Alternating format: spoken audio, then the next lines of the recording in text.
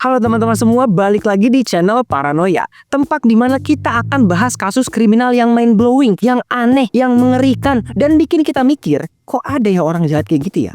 So, buat yang baru bergabung, perkenalin, nama aku Pratama Prasetya. Aku ini orang yang suka banget ngebahas kasus kriminal teman-teman, kasus orang jahat, kasus orang gila, dan gimana psikologis mereka. Aku yakin, kalau kalian klik video ini, fix berarti kita punya minat yang sama teman-teman. Dan kalau minat kita udah sama, aku yakin kalian bakalan suka sama kasus BTK Killer ini. Jadi penjahat ini tuh bernama Dennis Lynraider ya. Waktu itu dia namain diri dia sendiri sebagai BTK Killer gara-gara dia suka mengikat, menyiksa, dan membunuh. Selama 17 tahun dari tahun 1974 sampai 1991 dia telah aktif ngebunuh 10 orang, termasuk anak-anak di daerah Kansas. Termasuk anak-anak, teman-teman. Dan seperti ketengilan psikopat yang lainnya ya, Dennis ini juga sering ngirimin kode-kode atau petunjuk ke kantor polisi yang berupa surat, foto-foto, dan barang-barang milik korban. Apa motif dari kejahatan ini ya? Dan gimana dia bisa ketangkep? Teman-teman, aku bakalan ceritain kasus BTK Killer ini ke kalian.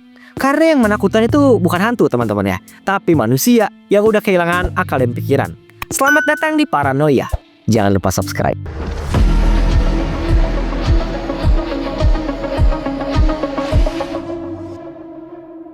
Dennis Lynraider lahir tanggal 9 Maret 1945 di Pittsburgh, Kansas, Amerika Serikat. Dari kecil, dia ini jarang banget dapat perhatian dari orang tuanya, teman-teman, gara-gara mereka berdua itu workaholic, orang yang gila kerja.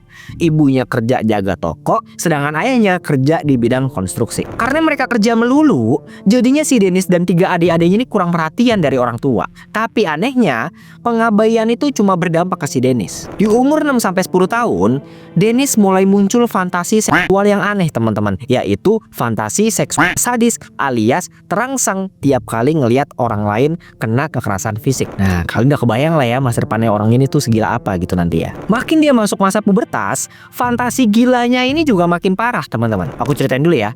Jadi, dia ini tuh suka banget sama acara anak-anak yang bernama Mickey Mouse Club. Nah, di acara tersebut ada karakter cewek yang bernama Annette. Bayangin ya, dia ini nafsu dan sering berfantasi yang aneh-aneh ke si karakter itu, ke si Annette itu. Bayangin, masih bocil, dia udah tumbuh fetis yang gak sehat ke karakter anak-anak. Sepanjang hidupnya, sampai nanti dia dewasa, keseharian Dennis diisi dengan hal-hal yang nesu, teman-teman. Kayak ngintipin cewek mandi, sampai nyuri celana dalamnya. Singkat cerita, di umur dia 26 tahun, dia menikah nih sama perempuan bernama Paula Dietz dan dikaruniai 2 orang anak yang bernama Carrie dan juga Brian. Ya sama kayak cerita psikopat kebanyakan ya. Dari luar, Dennis ini kelihatan sebagai ayah yang baik. Dia bertanggung jawab, sabar, gak pernah marah, apalagi mukul ke anak istrinya. Dennis ini bener-bener bisa bertindak seolah-olah dia pria yang sempurna. Tapi kenyataannya, fantasi gila masa kecilnya itu gak pernah hilang, teman-teman. Justru tumbuh semakin mengerikan. Tiap kali rumahnya ini kosong, sepi, dia selalu berdandan kayak perempuan, pakai make up, perhiasan, daster wanita. Abis itu dia lilit lehernya sendiri sambil ngelakuin masturbasi. Tapi kegilaan itu nggak cuma sampai di situ, teman-teman. Dia ini juga punya fetish zoosadism, yaitu dorongan seksual di mana dia ngerasa terangsang setelah menyiksa, menyakiti, atau membunuh hewan. Dan ini ngeri banget, teman-teman. Dalam beberapa kesempatan, dia sering nangkepin kucing atau anjing jalanan. Abis itu dia siksa, dia gantung, dan terakhir dia tatap bangkai-bangkai itu sambil masturbasi, teman-teman. Ketika nanti dia ditangkap, Dennis juga bilang kalau dia ini kecanduan banget sama yang namanya pornografi. Dia juga nambahin kalau di luar jam kerjanya, kegiatan dia ini cuma 3 selain jadi ayah yang baik ya, yaitu ngintipin tetangga, bunuh hewan, dan nonton porno. Jadi gak ada kegiatan yang lain ya, cuma 3 itu doang. Udah bener-bener gila. Bahkan setan aja sungkem ngelihat kelakuannya ya. Lambat laun, fantasi seksualnya ini mulai berkembang, teman-teman. Dan yang lebih parah, dia udah mulai berniat untuk merealisasikan fetish itu. Beberapa bulan kemudian, ada sebuah keluarga yang baru aja pindah ke kompleknya si Dennis nih. Keluarga ini terdiri dari ayah yang bernama Joseph Otero dan istrinya bernama Julie Otero. Mereka sebenarnya punya 5 anak ya. Tapi di hari itu, 2 dari mereka bakalan jadi korban pertamanya Dennis, yang bernama Joey dan Josephine. Selama berminggu-minggu, teman-teman, Dennis merhatiin gerak-gerik keluarga ini, kayak jam berapa ayahnya kerja, hari apa anaknya ini pergi, kapan rumahnya itu kosong. Pokoknya dia ini udah bener-bener ngapalin kegiatan mereka sebelum ngelakuin eksekusi. Beberapa hari kemudian, di 15 Januari 1974, Dennis mulai melancarkan aksinya itu. Menurut jadwal yang dia catat, harusnya hari itu tuh cuma ada Julie dan Josephine yang ada di rumah. Begitu dia ngebobol masuk, kaget dia tuh karena ternyata ada Joseph dan Joey juga. Loh, kok ada dua orang ini juga? Akhirnya dia mau mundur, dia udah ketanggung.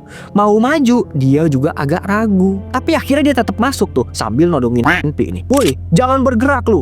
Gua adalah buronan yang lagi dicari polisi," kata dia gitu ngakunya. "Kalau kalian mau selamat, ayo kita naik ke kamar." Di dalam kamar, Dennis ngikat semua tangan dan kaki mereka pakai tali yang dia bawa. Joseph dan Joey diikat di lantai, sedangkan Julie dan Josephine di atas kasur. Kepala Joseph kemudian ditutup pakai kantong kresek dan dia ikat sampai gagal kehabisan napas. Itu baru ke ayahnya doang ya. Dia kemudian ngeliat lagi ke arah Julie dan dia lilit lehernya itu pakai tali. Berkali-kali si Julie teriak nih, "Tolong, tolong, siapapun kamu, tolong lepasin anak-anak saya, tolong, mereka masih kecil." Tapi Dennis gak menghiraukan permintaan itu teman-teman, dan tetap mencengkram lehernya sampai meninggal di depan anak-anaknya.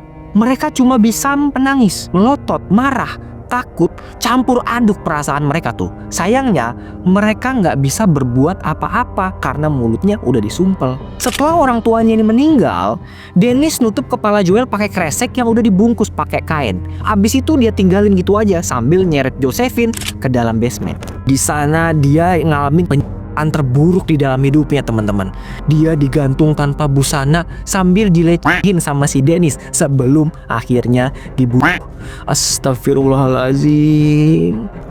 Ironisnya, jasad-jasad mereka ditemuin sama 3 anaknya yang lain yang baru pulang sekolah, bernama Charlie, Danny, dan juga Carmen Otero. Aku sih nggak bisa bayangin ya, kayak kita tuh pulang sekolah tuh ekspektasinya tuh bakalan ngobrol sama ibunya, ya kan, ketemu sama ayahnya atau main sama kakak-kakaknya. Ini tiba-tiba jadi yatim piatu teman-teman. Makanya mereka bertiga katanya tuh trauma seumur hidup ya. Dan itu baru permulaan. Selama 17 tahun berikutnya, Dennis bakalan merenggut 6 nyawa lagi. Korban-korbannya ini bernama Catherine Bright yang dibunuh tahun 1974, Shirley Vian 1977, Nancy Fox 1977, Marin Hedge 1985, Vicky Whirl 1986, dan Dolores Davis 1991. Mereka jadi korban dengan pola kejahatan yang sama, yaitu dicekik, diikat, dilecehkan sebelum akhirnya dibunuh. Dan yang bikin ngeri, selama 17 tahun itu, masyarakat hidup dalam ketakutan teman-teman. Polisi sama sekali nggak bisa nangkep si Dennis.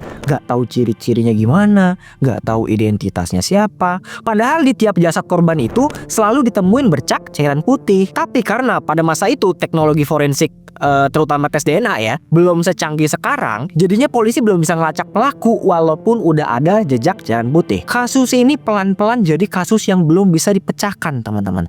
Terornya berhenti, tapi pelakunya belum pernah ketangkep. Dan selama itulah Dennis menjalani hidup normal hampir 30 tahun. Sejak pembunuhan pertamanya dengan keluarga Otero, Dennis ngejalanin hidup di balik topeng orang baik. Dia jadi ayah yang soleh, jadi karyawan kantoran, bahkan aktif di kegiatan keagamaan. Sampai suatu ketika di awal tahun 2000-an, kasus pembunuhan BTK mulai viral lagi nih, setelah seorang penulis menerbitkan buku yang isinya teror dan tragedi tentang BTK Killer. Di dalam buku itu tertulis gimana BTK menyiksa dan membunuh korban-korbannya. Tapi begitu buku ini dibaca sama BTK Killernya langsung, si Dennis ya, dia ngerasa apa yang ada di buku itu terlalu sepele teman-teman ya. Kebrutalan gua harusnya lebih jahat nih dari ini nih. Kenapa ditulis segini doang? Inilah yang terjadi teman-teman.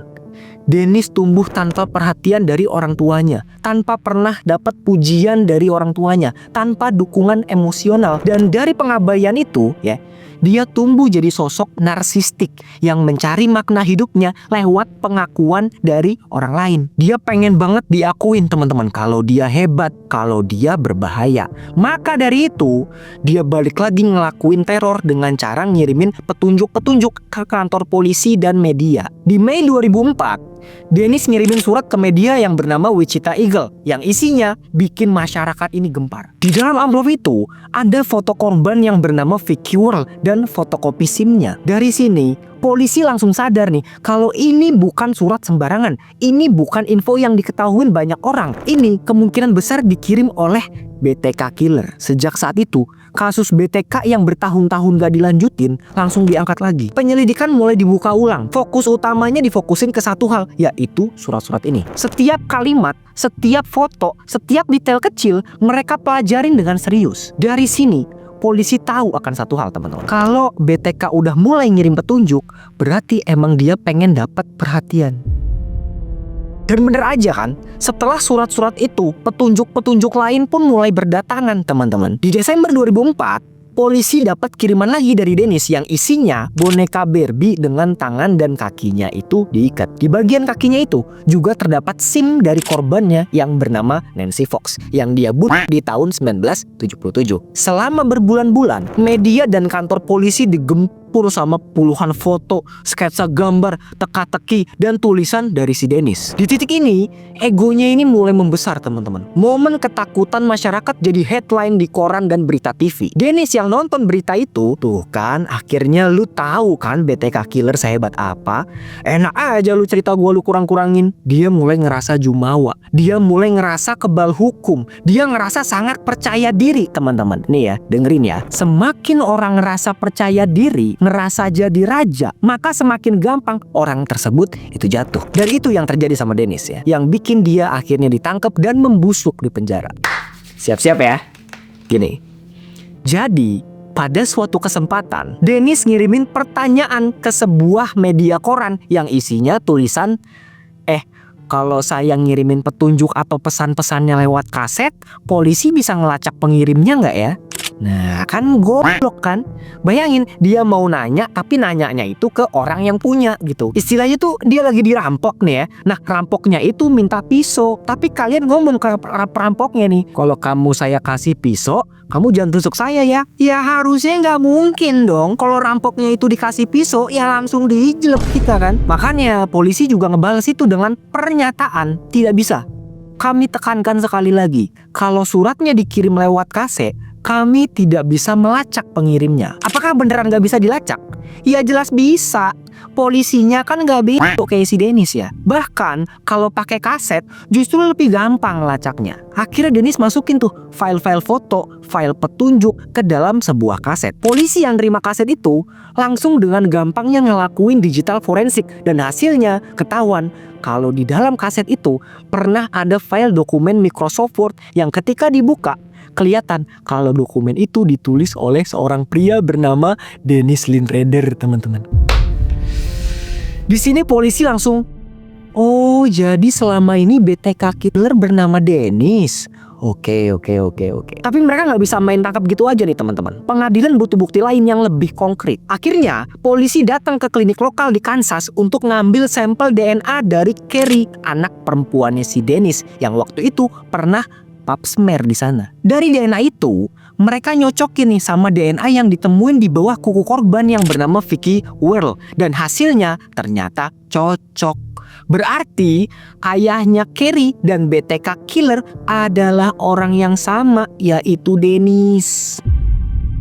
Akhirnya ketangkep dong si Dennis ini kan. Di 25 Februari 2005, Dennis berhasil diringkus di tengah perjalanannya mau ke kantor. Salah seorang polisi ada yang nanya gini nih ke si Dennis nih, kamu tahu nggak kenapa kamu ditangkap? Nah, yang bikin shocknya adalah dia jawab gini nih sambil senyum nih. Iya, saya tahu kok kenapa saya ditangkap. Anjir, masih bisa santai lagi dia. Polisi juga ngegeledah rumahnya dan nemuin bukti-bukti lain kayak peralatan komputer, barang-barang pribadinya korban, dan yang lebih anehnya lagi ya, terdapat topeng dengan make up perempuan. Sebenarnya kalau dilihat dari sekilas tuh topeng ini kelihatan biasa-biasa aja, teman-teman. Tapi kalau kita tahu latar belakangnya, topeng ini jauh lebih mengerikan dari penampilannya. Jadi setelah Dennis ngebom korban yang bernama Dolores Davis di tahun 1991, Dennis ngebuang jasadnya ke dalam sungai. Tapi kemudian dia balik lagi tuh ke sana dan dia ngelihat kalau jasadnya itu udah membusuk.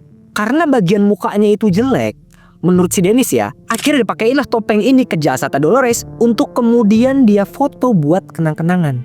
Ya, Di selfie itu sama dia tuh. Selain itu, ini sih yang lebih parah nih. Dennis juga make topeng itu buat fantasi seksualnya sendiri. Kalau cowok normal biasanya cukup nih teman-teman dengan masturbasi. Tapi si Dennis enggak ya.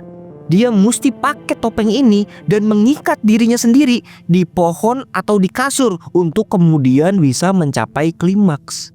Dia simpen barang-barang aneh itu di rumahnya. Anehnya lagi ya, keluarganya itu nggak tahu loh teman-teman. Dari istrinya dan anak-anaknya, mereka nggak tahu kalau Dennis punya barang-barang aneh kayak gini. Yang mereka tahu, ya udah Dennis ini ayah yang baik. Ya Allah, untungnya orang kayak gini tuh berhasil ditangkap gitu teman-teman. Begitu polisi ngumumin identitas asli BTK ke media, semua tetangga tuh pada kaget. Hah? Dia?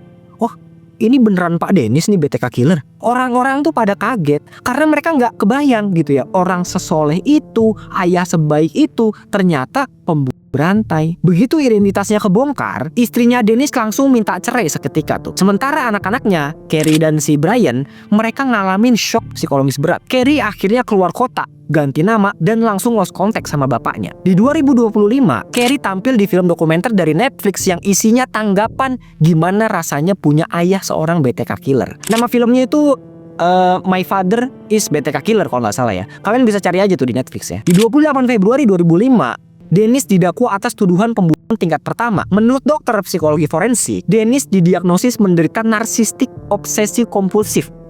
Panjang banget tuh ya.